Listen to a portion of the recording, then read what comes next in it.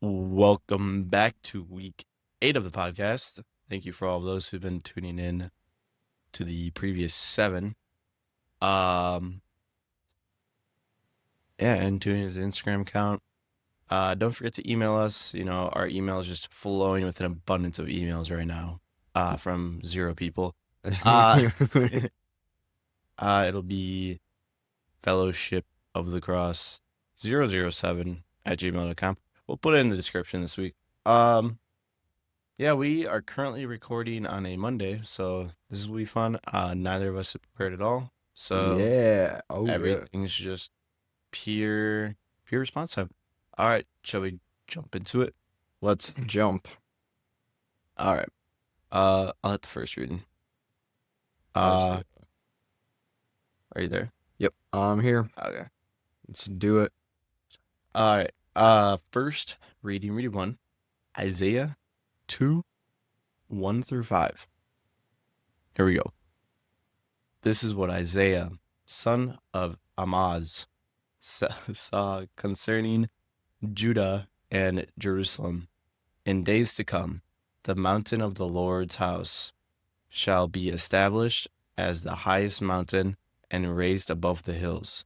All nations shall stream towards it. Many people shall come and say, "Come, let us climb the Lord's mountain, to the house of the God of Jacob, that he may instruct us in his ways, and we may walk in his path. For from Zion shall go forth instruction, and the word of the Lord from Jerusalem. He shall judge between the nations and impose terms on many peoples. They shall beat their swords into plowshares and their spears into pruning hooks.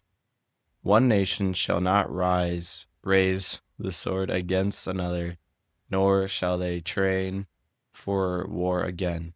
O house of Jacob, come, let us walk in the light of the Lord. Amos. Amos. Amaz. Amaz. That's an interesting name. Yeah. Might name my child Amaz now. See how Frankie feels about that. Honestly, the end really stood out to me in the fact that God goes, as long as you follow me and as long as you live by my word and you go to my light, there'll never be another war. Like, you won't have to train for another war. You'll not have to worry about another war. There'll just be nothing, which is like pretty baller. And I just like to think this could have been what the world would have been like if Adam and Eve didn't eat the apple. Like, Yeah, just for sure. pure serendipity and like peace and just living life without no worries of anybody harming you or anybody trying to take your stuff. Yeah, be just perfect unification. Like, never have to lock your house and stuff. Be great stuff. I never do anyways. Come on in. If anyone wants to know where Paul lives. Yeah. And I feel like wasn't it last week's reading or something? It feels like a kind of contrast, at least the part where it says one nation shall not raise the sword against another. I thought last week's reading was about like one nation against another and stuff like that. I'm talking about the judgment. Yeah, I think so. That sounds familiar. So I think that's kind of interesting. But yeah, I really like where it says, "Come, let us climb the Lord's mountain," because I feel like that's when you're going through life, it feels like it's always an uphill battle. Like you're always climbing through life. You know, there's so many struggles that hit you, and it's so steep. And it's a hard path getting to heaven. It's not easy. Um, and so I relate to that so much. Because I mean, if you take like the easy path, which would be, a downhill climb, it'd be like going to hell. I mean, Hmm. I feel like that's Literally going pretty, down. yeah, Yeah. yeah, literally Yeah. going down. I think that's like such a cool thing. Um, You ever watch the Percy Jackson movies? no, I haven't. Oh, well. Anyways, Hades, just like the God god of of Death. hell. Yeah. Yeah, he's actually in Hollywood, which I think is hilarious. The irony there, but uh, to get up to hell, they had to go up a hill and not down. I thought that was really funny too, but that was completely off topic. They have to climb up a hill. Yeah, I like where you're going with the climbing up a hill.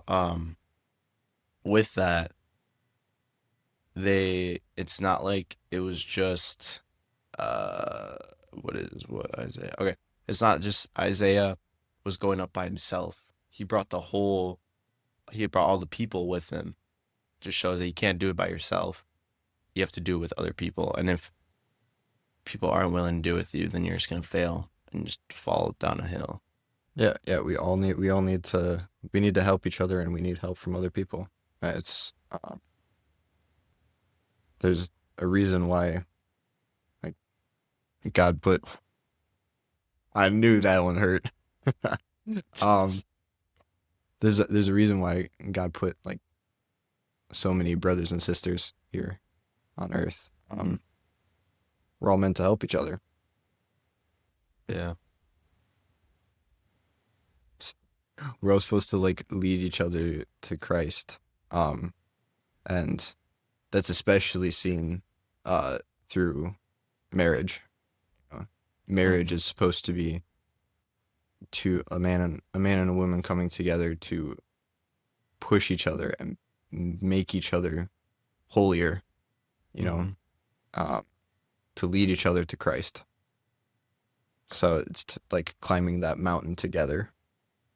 Um, Yeah, speaking of marriage, I know people always talk about they're like, what if we pass something that allows priests to get married? But in marriage, it's like when you marry someone, you're making commitment to like protect them and help them with your whole life. And it's like, if a priest gets married, and like your children, if you have kids, but if a priest gets married, then he has to protect and hold all of those people and God. It's like, that's a lot to do when you should be marrying to like, you should be like being like doing divine marriage where it's like you should be it's a marrying. marriage to the priesthood is a marriage to Yeah. the church, Hmm. basically. Yeah. And it's just like, people always bring it up. They're like, yeah, if we're that short, though, we'll make a rule that allows it. But it's like, why would we compromise?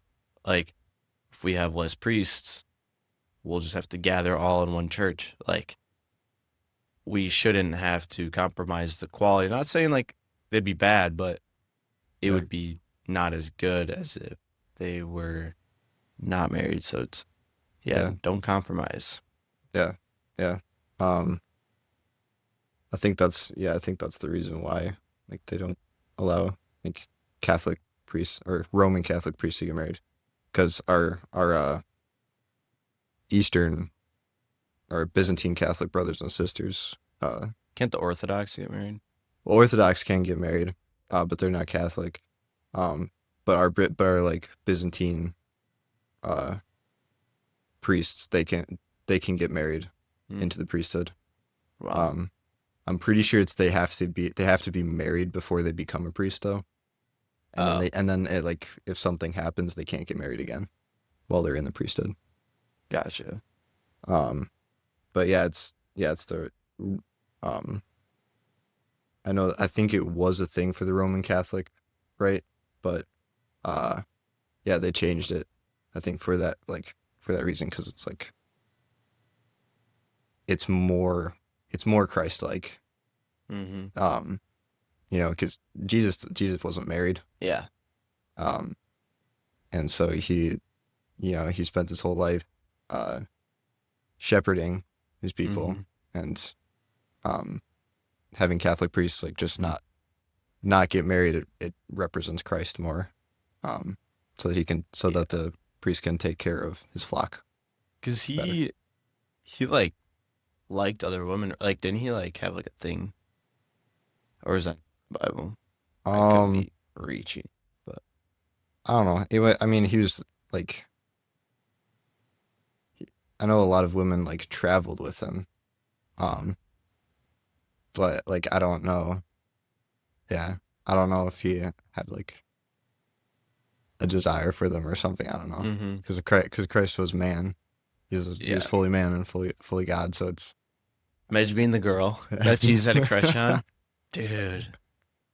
You're gonna have to heaven. Jesus sees you, and he'd be like, "I remember you." That's a wild thing to say. He'd be like, "How do you crush on you? I just knew I was dying. I didn't want to like emotionally damage you and stuff." I really hope we're not like spitting heresy or something with the. Yeah, hopefully not. But he was like, man, so it's like, yeah. So you would think he had a crush on some girl. Yeah. Like, you'd think like at one point, like he was just a little kid at one point. It makes sense. Like everybody had a crush on like their babysitter when they were real little or whatever. Like, Jesus had a crush on his babysitter. Oh man. Okay. they even have babysitter back then? I don't think so. So women stayed home. Yeah. Because society. Yeah, maybe he didn't have a crush on his babysitter. Society was normal back then. Yeah. Anyways, getting back to the reading. Yeah, I think really cool. I really love that. Where it's talking about climbing the Lord's mountain, because I mean that's what life is. That's so relatable. There's so many struggles in life. Yeah. Also, towards the end, when they say they shall beat their swords into plowshares and their spears into pruning hooks, I like that God's like, even though you're not in war, you can turn these tools into something else. They don't get wasted. Nothing gets wasted with God. Everything can just get turned into something else, something better to help better the people. Yeah, and like plowshares, it's what farmers use to till their crops. So it's like, instead of being tools for killing one another, they're being turned into tools to bring life. Yeah. How cool would it be to have a spear as like a coat hanger though? Yeah, just hang it up on the spears in the corner. Hey, that's a good idea. Might have to design that. That would be pretty sick. You'd have to dull the spear, otherwise your coat would be just get a hole in it. Yeah. Oh, what's that from? Oh, I just hang it up right there. I just slide it right on. You try to pull it off and it just tears it in half. Oh, that would be terrible. Do you want to move on? Oh yeah, I think that's all I got for that. Oh yeah. Oh, a short one from St. Paul. That's a first. That's a first, yeah. All right. This reading is from Romans 13, verses 11 through 14. Brothers and sisters, you know the time. It is the hour now for you to awake from sleep. For our salvation is nearer now than when we first believed. The night is advanced. The day is at hand. Let us then throw off the works of darkness and put on the armor of light. Let us conduct ourselves properly as in the day, not in orgies and drunkenness, not in promiscuity and lust, but in rivalry and jealousy, not in rivalry and jealousy, but on the Lord Jesus Christ, and make no provisions for the desires of the flesh. Oh, that was a close one. Oh boy, that's twice now that we might have messed up. I just find it hilarious. Every time Paul starts a letter, he always starts with brothers and sisters. Brothers and sisters, you are failing. Do better. Imagine being the person to like open that letter and be like, oh no, it's another one from Paul. That'd Oh, be it's starting like out with brothers and sisters. We're cooked, guys. that'd be like dating someone that you're always gonna fight with. And you're like, I don't want to open it today. I'm just not. It's not happening. I wonder if they just left it undelivered. He looks on Snapchat. They left me on red. What? um, yeah, I think it's very I think I love this one. It says, "Let us then throw off the works of darkness and put on the armor of light." Right, the armor of the Lord. Taking off the, this overcoat of fleshly desires. Um, and that's it's really hard when we're so attached to the world. Especially nowadays, it's so hard to throw off that coat of darkness, Mhm. because it's all around us. There's constantly, like, I mean, this culture of go get money, and like, go get the things that you want, it'll make you happy and stuff. Um, and then, I mean, throwing on this uh armor of light, the only place you can find that is in the church. Because we have, like, examples of, man, Eli better be watching this. But of Saint Francis. Um, he was came from a super wealthy family, Mhm. super rich. Um, you know, he could have had the opportunity to inherit his, parents' Yeah. everything, fortunes. But no, he threw off that cloak And donated his sister. um and he threw off that cloak, and he put on that armor of light. And I think that's just a really cool example, because the armor of light, it kind of looks like poverty.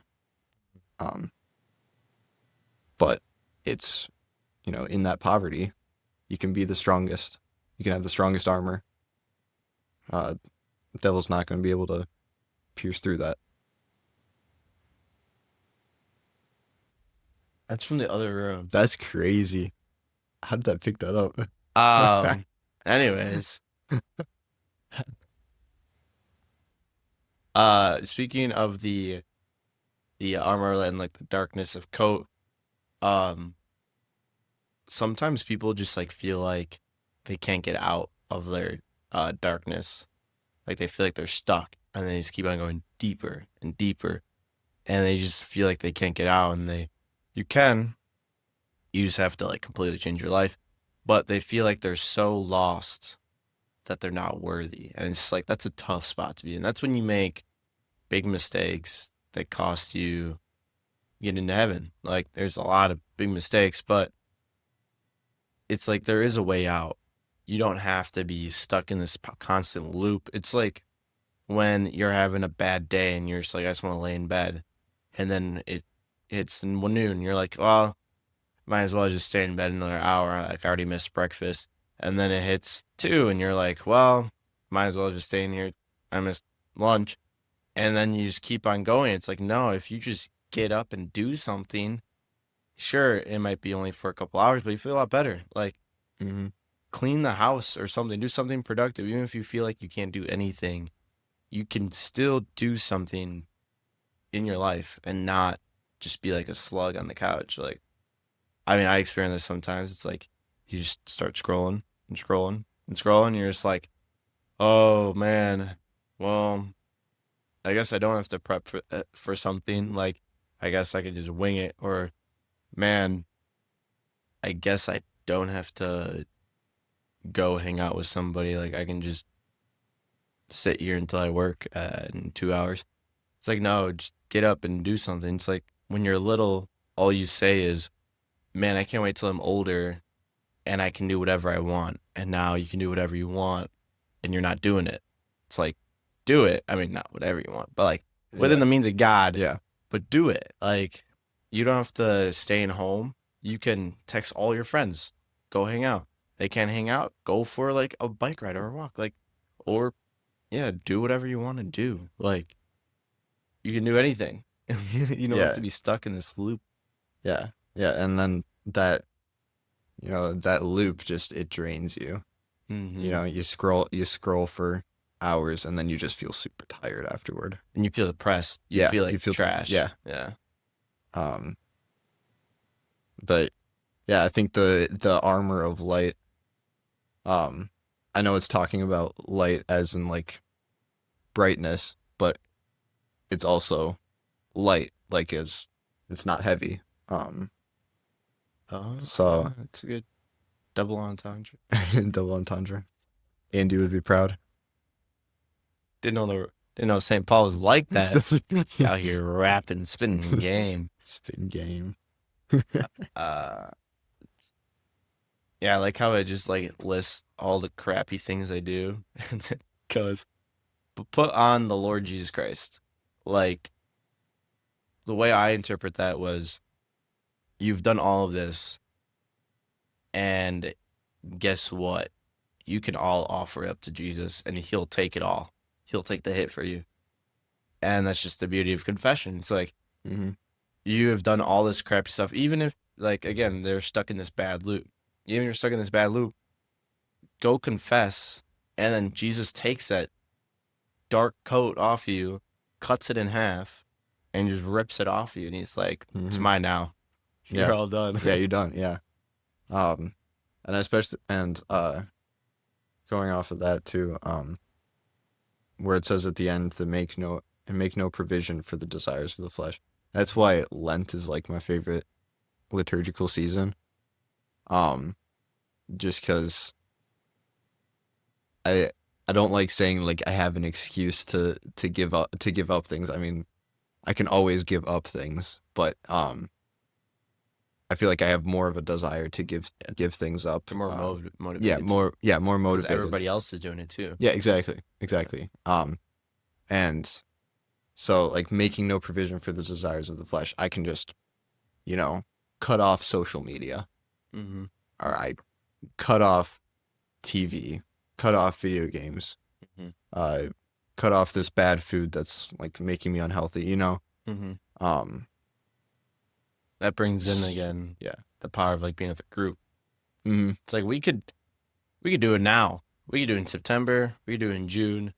It doesn't matter. If you get a group of guys and you're all like committed to it, like we just watched the movie Courageous. Hmm. They got a group of They got a group of five dads, and they're like, let's sign this pact to go out to dinner with our kids once a week. Do something with our kids at least once a week. He's like, this is the bare minimum that the Bible tells us to do, and I want us to exceed it. Let's go out to dinner twice a week, or like make a family dinner twice a week. Do something with your kids twice or more times a week. Like, be a better father, and if you have a group of guys that hold you accountable, you will be successful. Or woman, if you're a female. Um, yeah, and like don't give any room. Like don't give any room for these like sinful things. Because you can starve them out. You Mm-hmm. can starve them out. Like every time you um do something sinful, it's like giving it food, you know, and then it just grows. It grows to just massive extent. Um, but if you cut it off, you don't feed it. It's gonna just keep getting smaller and smaller until it's gone. Mm-hmm. I like to think of fire. Mm-mm. Every time you sin, you're giving it more oxygen. More oxygen Yeah, is leaking in. But every time you choose something else, you're closing it tighter. yeah, You're yep. cutting out the Taking oxygen. out that Soon oxygen. the flame will just be embers. Yep. I think sin never truly leaves your thoughts. I think you will forever, once you've committed a sin, I think you will forever get, no matter how often it is, it could be once every 10 years, but you will always get that little nag, that little temptation to go back. And it's just like, just keep the doors closed. Leave it as some smoky embers. Don't give it a little oxygen. Just don't let it flare up again. Yeah, Hmm. yep. And every time we starve it out, and put it down in little embers, we're becoming stronger. Mhm. Um, and then we get to the point where we're stronger than it, and when we get the desire, we are able to just say no. Mhm. Yeah. Well, that's some good stuff. Uh, do you have anything else on this one? I don't think so. All right, 2 is the gospel. I'm gonna read all the way from, since you're the longer one, I'm gonna give you the longer part. I'm gonna read from Jesus to Noah entered the ark. Yep. Okay. Cool with that? All Sounds right. good. All right, here we go. Gospel Matthew. It's the first time we had Matthew on the Yeah. pod, I think. Yeah. I think it's Been Luke usually and been John. Luke. Yeah. And Luke and John. Matthew 24:37 through 44. Welcome, Matthew. Glad to have you with us. Jesus said to his disciples, as it was in the days of Noah, so it will be at the coming of the Son of Man. In those days before the flood, they were eating and drinking, marrying and giving in marriage, up to the day that Noah entered the ark. They did not know until the flood came and carried them all away. So will it be also at the coming of the Son of Man. 2 men will be out in the field, one will be taken and one will be left. 2 women will be grinding at the mill, one will be taken and one will be left. Therefore, stay awake, for you do not know on which day our Lord will come. Be sure of this, if the master of the house had known the hour of night when the thief was coming, he would have stayed awake and not let his house be broken into. So too, you also must prepare, for at an hour you do not expect, the Son of Man will come. I like this. This reminds me of staying awake at the wheel and not falling asleep. Mhm. Like, the moment you fall asleep, you're going to miss Jesus. You're going to miss Jesus. And then when it comes to that day, if you miss Jesus, he won't know who you are. If he doesn't know who you are, you're not going to make it to heaven. It's tough. It's tough luck, buddy. Tough luck. Tough luck that you made yourself. Yeah, I think I always remind myself of this, the verse, or specifically the ending, where it says, "Be sure of this: if the master of the house had known the hour of night when the thief was coming, he would have stayed awake and not let his house be broken into."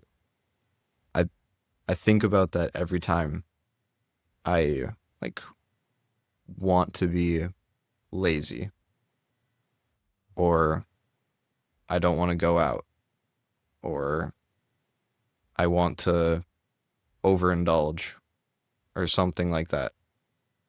It's like I have this desire of like, you know, you can do it. You can do it once. It's only gonna happen once. It's okay. Yeah. What are the odds? What are the odds that like something could happen and you could like die or something? Like, what are the odds of that happening? But then I like think about this and I'm like, you don't know. You never know. You never know what's gonna happen the next second, the next day. You have no idea. Yeah. Every day's a gift. That's why they call it the present. Master Oogway. Back at it again. But yeah, no, I like that. Yeah, if you feel like you want to sin, you're like, yeah, I'll just like go to confession. And then you're like, well, what if you don't make it to confession? What if you get in a car crash before you go to confession? I don't know. I mean, that's pretty morbid, but like It's true. it happens. 30,000 people a year die in car crashes. You could be one. No. But yeah, you just never know. You could have a brain aneurysm. That part's crazy. Like you just never know when a brain Yeah. aneurysm. Yeah, Yeah. dead. But then like after you die, what are you gonna say? What are you gonna say to God? You're gonna say, I was gonna go. yeah, are you gonna just make up an excuse like, Yeah. oh, I was gonna do that, but I just didn't know what was gonna happen. Mm-hmm. How was I supposed to know I was gonna die? Yeah, and he's gonna be like, you kidding me? It's like, I said it right here. Mm-hmm. You should always be diligent. You should always be watchful. Yeah, you can't play a victim to the guy who's the ultimate victim. Yeah. Exactly. You really can't. You can't out victim the victim. The victim. This guy literally had to walk with like a 200-pound cross across a city After and then being get nailed. scourged, Yeah, crown of thorns, beaten, crown of whipped, thorns. Yeah, spit on, starved, and then was crucified with two criminals. yeah, Yeah. one who loved him, one who didn't. Yeah. Yeah. So, yeah, it's just, it's not like to say, oh, we should always be worried of dying. You Mhm. know, we should still live our lives. We shouldn't let that fear like overtake us and stuff. But just be careful. Mm-hmm. Go to confession. It's right there. I guarantee that there are churches near. Yeah, there are churches near you. Like, just go. Even if you like, oh, I don't have to. I could go tomorrow or something. You might not want to go tomorrow. You might have something else that goes on tomorrow. Or you sleep in. Yeah, or you sleep in. Just go when you think about it. Mm-hmm. Yeah, and I like this reminds me of the first passage where it's like when you said you shouldn't be afraid of death. In the first passage, if they lived with God, they would never have to worry about war or death again. And it's like if you just live with God, you shouldn't, as the guy who's like constantly afraid of death, but you shouldn't be, or like it's not death, more like what happens after death. But anyways, yeah. if you just believe in God and have faith, you shouldn't spend your days worried about dying, because with God, He has a plan for you. Like, you'll never actually die. You'll die physically, but not spiritually. Then you'll be up in heaven, having some nice wine and and like fried fish. Oh my gosh, that sounds sweet, dude. The heavenly fish fry. Oh, that's like the quail so and good. manna that they ate. Oh my gosh. I like what you said. Just if we do the things that we're supposed to do, we're not gonna be afraid of death at that point, because then it's like, oh, I have nothing to be afraid of. I mean, I've followed God's commandments. I've done, faith with works. And I'm constantly striving to do better, but I'm doing the best I can. And God will see that you're doing the best you can. Yeah. Well, are you all good to move on? Pretty good. All right. We will move on to then. Sponsor of the week is the Holy Tabernacle. Thank you for keeping Jesus safe for us, so we can talking to inanimate the crown. object. Yeah. Yes. Thank you. Next, we've got question of the week, not draft. Question of the week. Question of the week this week is: what is your favorite place to pray? Where is your favorite place to pray? Not what. Not sound right. Where is your favorite place to pray, or place is? Because if you're praying in one place, if you're praying in one place, you might not be praying enough. It sounded very judgmental.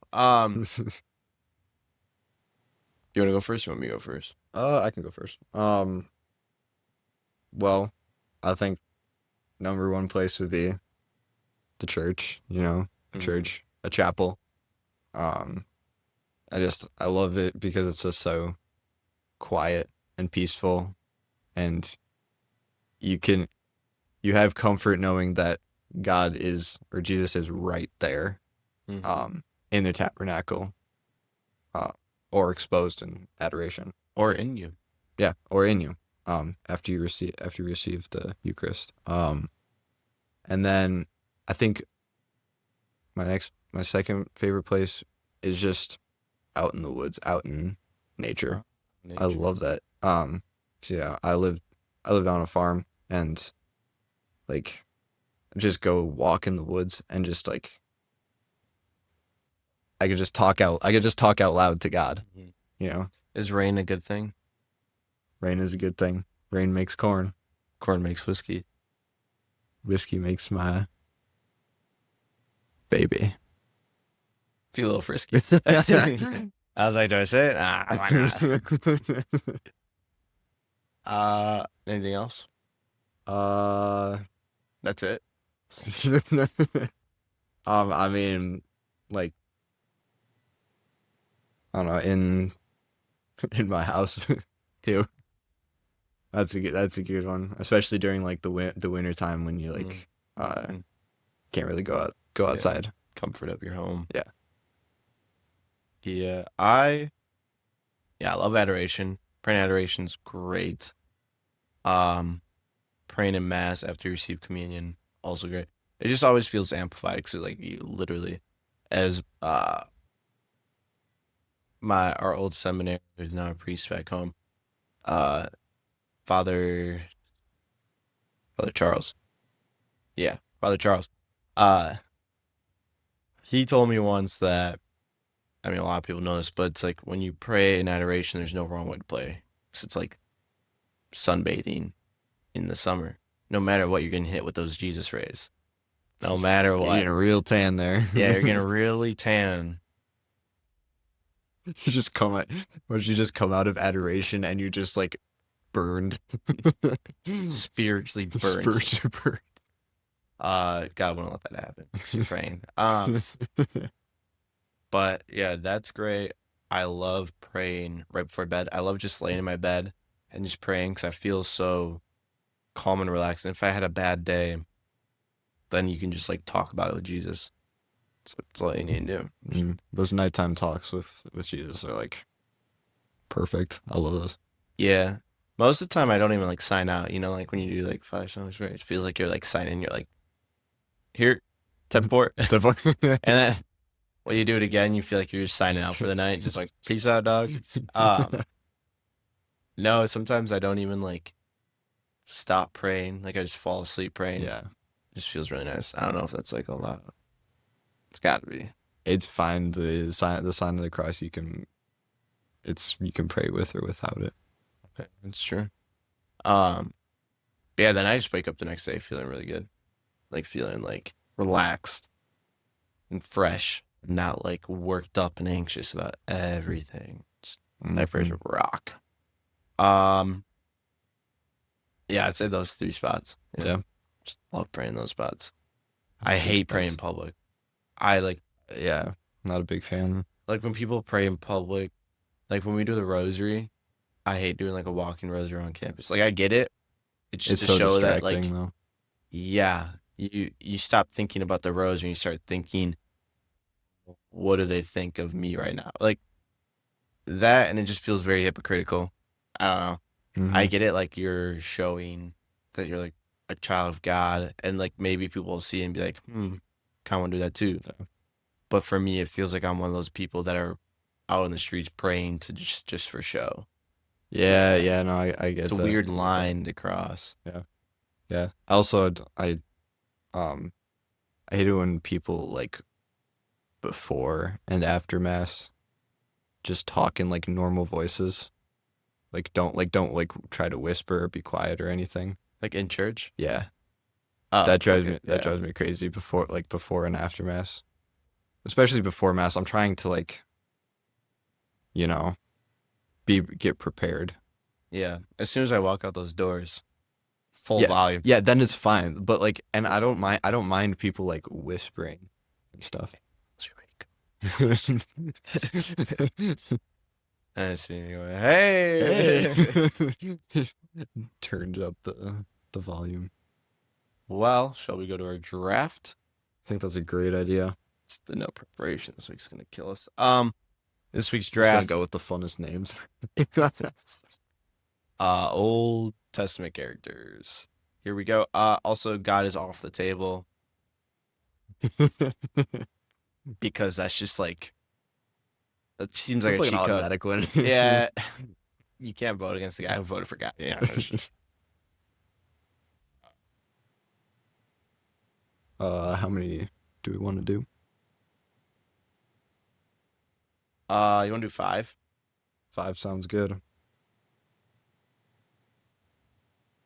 Okay. You ready for this? Oh yeah, rock paper scissors. Yep. Scissors.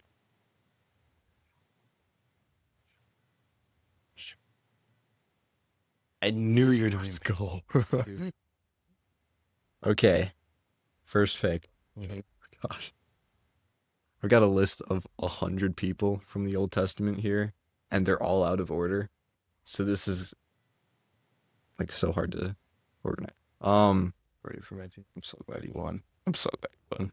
Can't wait to take 2 and 3. Oh gosh. I'm gonna have to go number 1.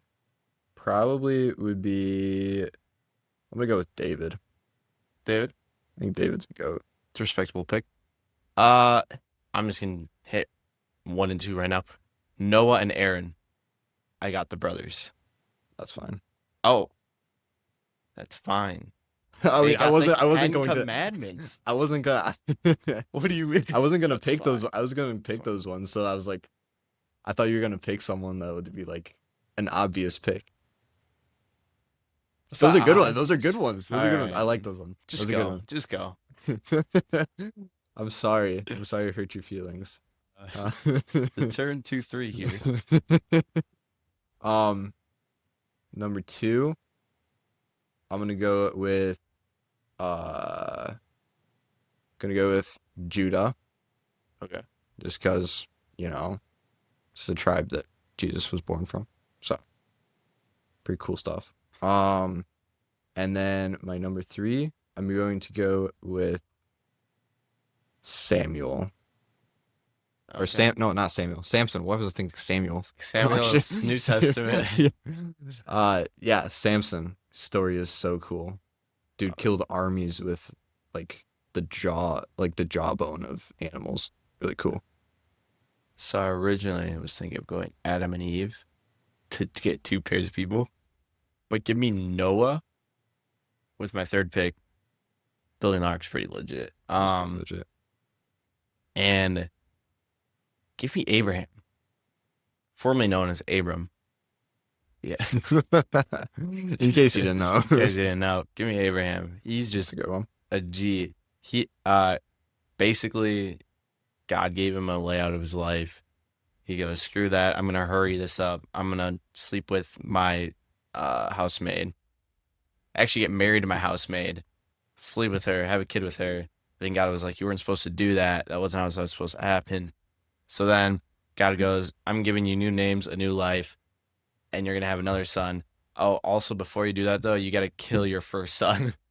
I love how that's the But- first thing you bring up is him sleeping with his maid It's a bad servant. thing.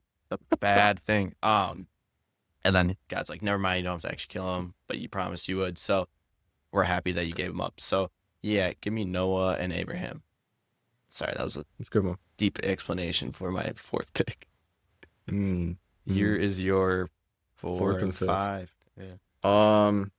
Ooh, I'm kind of torn between 2. If you took my 5th pick, maybe. I'm gonna go with Joshua. Okay. I thought Military about leader. picking him. Yeah. Yep. Fought with Awesome. God.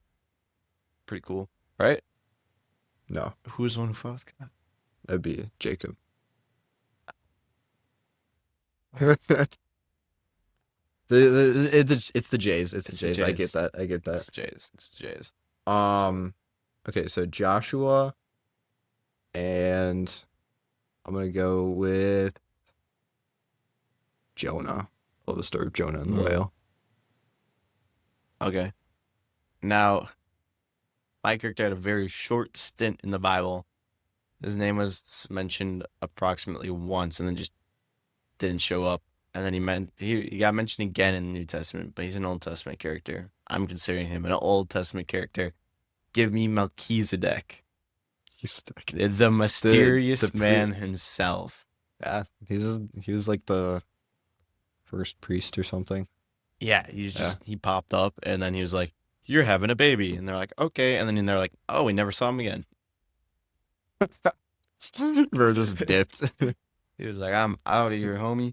Nah, dude, he's gonna be like my sneaky guy. He's gonna sneak behind your safeties and just score a touchdown every time. Just won't even know where he is. But yeah, shall we run back all the people we said? Yes. All right, you go first. So let's hear the first pick. Okay, I probably should have typed. Okay, no, I remember. Don't worry. So I got David, Samson. This isn't in order. Huh? Is this in order? Yeah. Oh. Then I picked Samson as my number David, 2. Samson. Okay, so David, Samson, Judah, Joshua, and Jonah. and for Team Paul, the winning team, I got Moses, Aaron, Noah, He was laughing at me. Noah, Abraham, and Melchizedek. There we go. I couldn't remember if I took Noah 3 or 4, but I took him 3. All right. Thank you guys for watching, and y'all have a great week. And we are starting Advent. Yeah. Let's go. Happy first week of Advent, Happy people. first week of Advent.